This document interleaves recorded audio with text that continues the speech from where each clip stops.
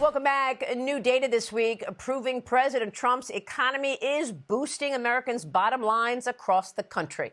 Inflation is down while growth, jobs, and wages are all up, as the Consumer Price Index rose 2.4% in the last year, beating expectations and marking an 8-month low in inflation.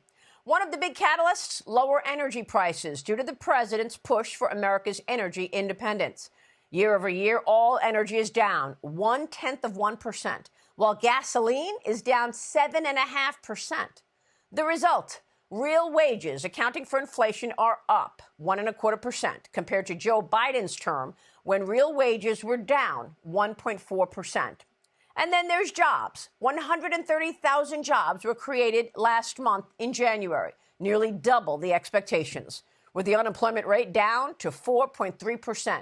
Below economists' expectations. Meanwhile, the Supreme Court has designated this upcoming Friday as its next opinion day, which could include its decision on the president's use of emergency tariffs. Joining me now in this Sunday Morning Futures exclusive is a White House senior counselor for trade and manufacturing, Peter Navarro. Peter, it's great to see you this morning. Hey, Maria. Can you assess the macroeconomic story for us and how it's impacting citizens today? Absolutely. It's the perfect Trump economy in 2026. It's what we call a Goldilocks economy. The last time we saw what we're seeing now was 1998. And what are we seeing?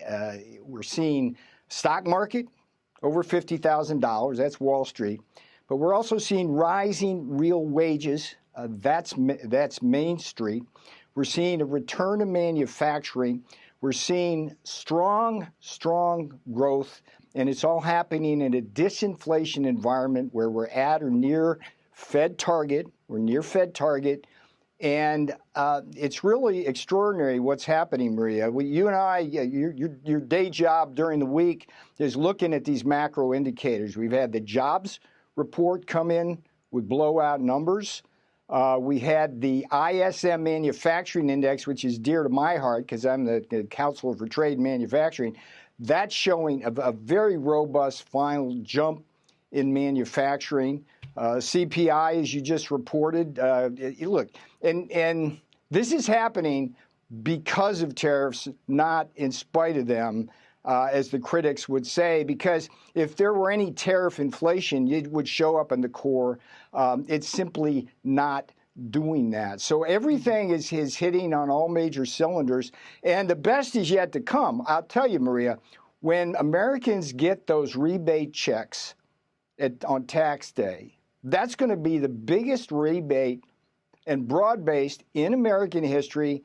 In 2026, unless of course the geopolitics gets in the way, it's shaping up to be beautiful. And one last thing I would say on this: the media's got to take some responsibility here, and the Democrats, to the extent they keep bashing us, irrespective of the data, that's going to drag down confidence. It's like, come on, like see the data, speak the data, be real. Trump economy. Perfect, best year since '98, will top that. It's probably one of the best years in modern American economic history. Not hyperbole, that's what the data's telling us. Well, that is great news. And if you say things are even going to be better than now, I believe you, because I remember back in April of last year, it was so-called Liberation Day, when the president talked about his tariffs, and there was so much upset about it. I remember a day that the market was down 2,000 points.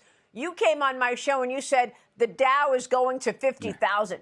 And, of course, it did last week. So congrats on that prediction. American citizens need to bone up on AI to ensure that they are armed best for this changing jobs market.